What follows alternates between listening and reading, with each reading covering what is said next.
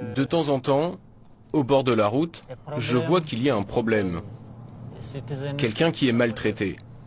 Alors, je m'arrête et je demande « Que se passe-t-il » Cap sur le village de Gashora, à 60 km au sud de Kigali, la capitale. Aux côtés de son épouse Jeannette, Paul Kagame visite la Gashora Girls Academy, une école secondaire de filles créée par des Américains. Cet établissement d'élite est tourné vers les sciences et les nouvelles technologies, deux des marottes du président.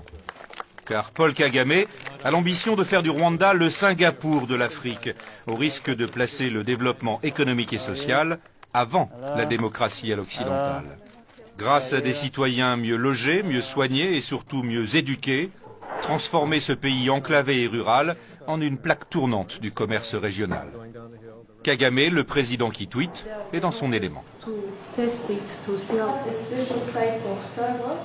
Nous avons un type de serveur spécial qui permet de poser des questions online. Comme vous avez vu, nous avons la Khan Academy, un nouveau site web qui permet de partager des vidéos et une bibliothèque qui permet l'apprentissage online.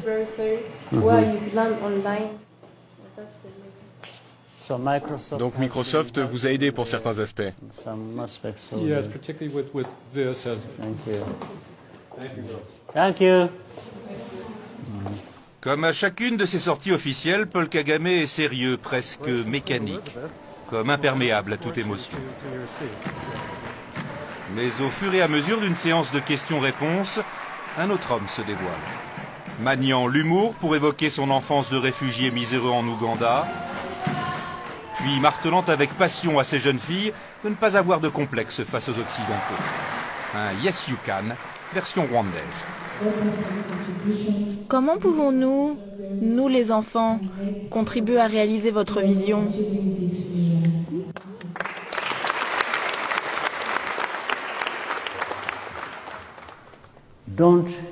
Surtout, ne gâchez aucune opportunité. Si vous avez la chance d'avoir une éducation, saisissez-la à pleine main. Tenez ferme et foncez. Ne perdez pas une seconde.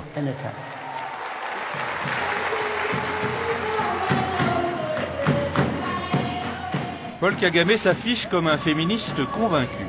Sa fierté, la majorité des parlementaires ainsi que de nombreux ministres au Rwanda sont des femmes. Nous devons accorder aux femmes leurs droits. Et nous devons faire d'elles une part entière de notre nation et qu'elles participent au développement de notre pays. Kagame veut avant tout se tourner vers l'avenir. Mais toutes les routes du pays le ramènent inévitablement aux 800 000 morts du génocide. Ici à Nyamata, 11 000 Tutsis réfugiés ont été tués à la grenade et à la machette par des miliciens Hutus. Tout s'est passé dans l'enceinte de cette église, transformée depuis en mémorial. Des charniers, Kagame en a vu beaucoup lorsqu'il menait la guérilla du Front patriotique rwandais. Jusqu'au jour où il a demandé à ses combattants d'arrêter de lui montrer des cadavres mutilés, pour casser le cycle infernal de la revanche. Parfois, il découvrait un endroit derrière une colline, dans une bananeraie comme celle-là par exemple. Il trouvait tellement de cadavres et des blessés qui se tordaient encore de douleur. Il m'avertissait et m'emmenait voir. Puis j'ai décidé d'éviter ces lieux au fur et à mesure de la guerre, pour que cela n'affecte plus mes émotions et au final, mon jugement.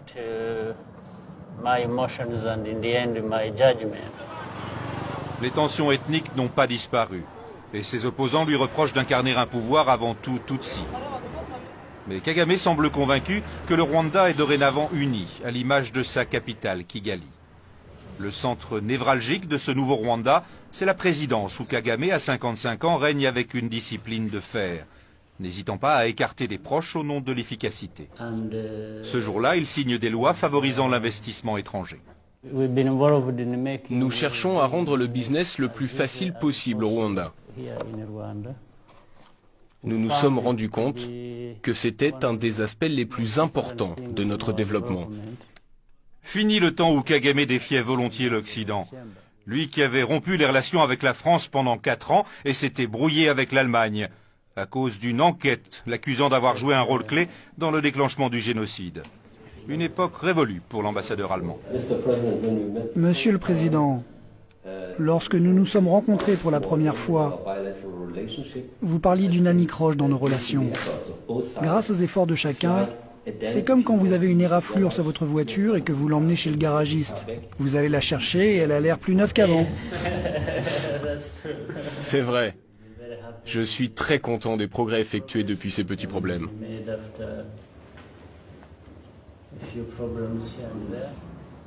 Preuve de la confiance retrouvée et que la lutte contre la corruption n'est pas un vain mot, le diplomate annonce que Berlin apporte désormais un soutien financier direct au Rwanda. Mon pays a promis sur les 3 ans à venir 60 millions d'euros, y compris un soutien budgétaire. Nous sommes l'un des donateurs bilatéraux qui offre un soutien budgétaire au Rwanda. 40% du budget rwandais